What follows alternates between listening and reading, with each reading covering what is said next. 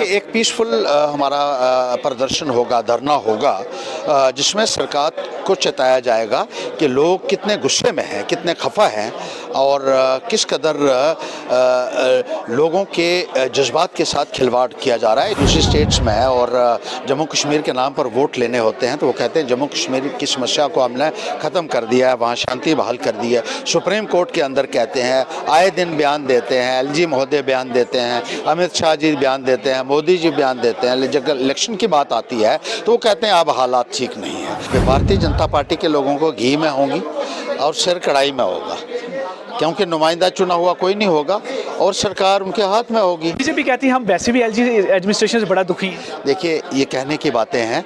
अब proxy rule जो है वो चल रहा है, केंद्र का ही चल रहा है, बीजेपी का ही चल रहा है। बीजेपी की सरकार दिल्ली में है, अपने चहेतों के माध्यम से वो यहाँ निज़ाम को चला रहे हैं। ऑल पार्टी मीटिंग जो है यहाँ पे थी और अभी कंक्लूड हुई है और इस ऑल पार्टी मीटिंग का हिस्सा हर्षदेव जी हैं, नेशनल पैंथर पार्टी के लीडर हैं। इनसे खुद बातचीत करते हैं कि आखिर इस मीटिंग में क्या बातचीत हुई, किन मुद्दों पर जो है डिस्कशंस हुई और आगे क्या स्ट्रैटेजी जो है इन्होंने बनाई है। क्योंकि जैसे कि पहले चल रहा था कि एक स्ट्रैटेजी जो है एवॉल्व की जाएगी ताकि आगे का फर्दर कोर्स ऑफ एक्शन जो है, जिस तरह से सिचुएशन है उस पर किस तरह से काम किया जाए।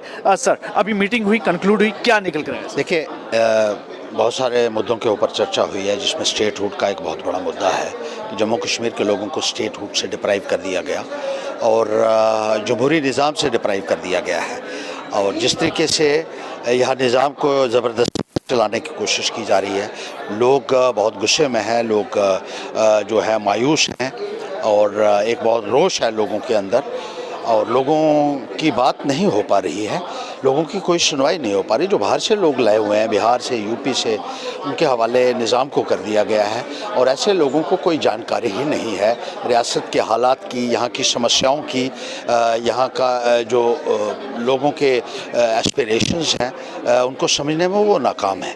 तो इलेक्शंस होना बहुत लाजमी है और जमहूरी निज़ाम बहाल होना चाहिए और इलेक्शन होनी चाहिए, असम्बली की इलेक्शन होनी चाहिए, लोकल बॉडीज़ की इलेक्शंस होनी चाहिए और इस संदर्भ में तमाम पॉलिटिकल पार्टीज़ की एक साझा राय है कि 10 तारीख को एक धरना प्रदर्शन किया जाएगा सब पार्टीज़ की तरफ से जम्मू में, और ताकि सरकार को आगाह किया जा सके और जनता की समस्याओं से उनको अवगत कराया जा सके। कहाँ होने वाला है ये, क्या इसमें रहेगा? कोई प्रोटेस्ट मार्च है या कहीं जाकर? एक पीसफुल हमारा प्रदर्शन होगा, धरना होगा, जिसमें सरकार को चेताया जाएगा कि लोग कितने गुस्से में हैं, कितने खफा हैं और किस कदर लोगों के जज्बात के साथ खिलवाड़ किया जा रहा है इस सरकार द्वारा।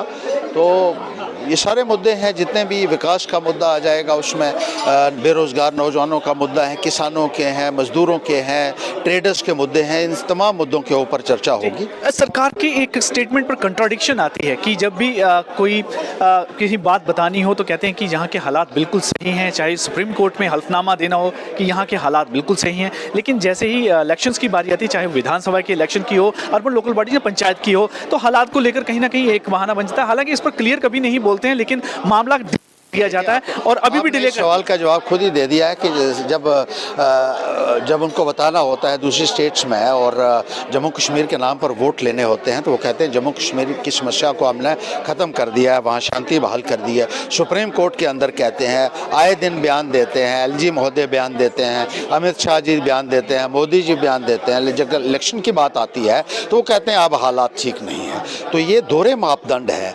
और वजह साफ है कि वो इलेक्शंस में उतरना जो है इस परिस्थितियों में वो समझते हैं उनकी ज़मीन खिसक चुकी है और इसलिए वो किसी न किसी तरीके से चुनाव को टालने की कोशिश कर रहे हैं। मेरा आखिरी प्रश्न, जिस विधानसभा के चुनाव नहीं, यानी कि लोगों की रिप्रेजेंटेशन यहाँ पे बिल्कुल मिनिमम है, एक अर्बन लोकल बॉडीज़ और पंचायत की एक रिप्रेजेंटेशन थोड़ी बहुत बची थी, लोगों की यहाँ पर अपनी बात, मसले मसाइल को जो है हल कर सकते थे, उठा सकते थे। अब वो भी जब खत्म हो जाएगा तो तीनों चीज़ें जब मिसिंग होंगी तो यहाँ के हालात को आप किस तरह से देखते हैं? क्या 10 उंगलियाँ भारतीय जनता पार्टी के लोगों को घी में होंगी और सिर कढ़ाई में होगा, क्योंकि नुमाइंदा चुना हुआ कोई नहीं होगा और सरकार उनके हाथ में होगी। बीजेपी कहती है हम वैसे भी एलजी एडमिनिस्ट्रेशन से बड़ा दुखी हैं। देखिए, ये कहने की बातें हैं।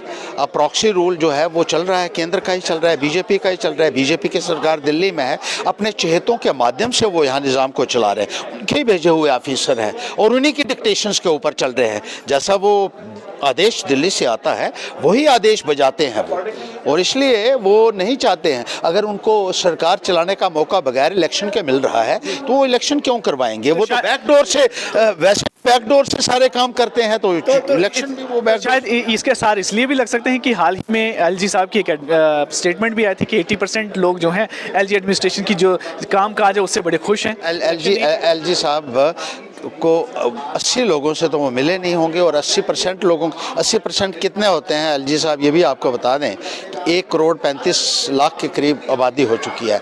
1 करोड़ से ज़्यादा लोग 80% में आते हैं। तो आप कहाँ मिल लिए ऐसे लोगों से? आप तो 80 लोगों से भी नहीं मिले हैं। सर्वे करवाया। लोग ये कहते हैं कि 99% लोग, 99.9% लोग चाहते हैं कि अब एलजी शासन यहाँ ख़त्म हो और जमहूरियत बहाल हो और मनोज सिन्हा साहब भी अपने घर को जा सकें और आराम से अपने परिवार के साथ और अपने लोगों के साथ वहाँ यूपी में रह सकें। बहुत बहुत धन्यवाद। तो अभी आपने जैसे सुना कि कुछ चीज़ें बड़ी इंपॉर्टेंट उन्होंने कही हैं कि जैसे डेमोक्रेटिक जो राइट्स हैं लोगों के, उनको उनसे डिप्राइव किया जा रहा है, और उसी के लिए 10 अक्टूबर को एक प्रोटेस्ट जो है पीसफुल प्रोटेस्ट किया जाएगा, जिसके लिए अभी एक एप्लीकेशन भी कंसर्न्ड एडमिनिस्ट्रेशंस को दी जाएगी ताकि उनको ये पीसफुल प्रोटेस्ट करने की इजाज़त दी जाए।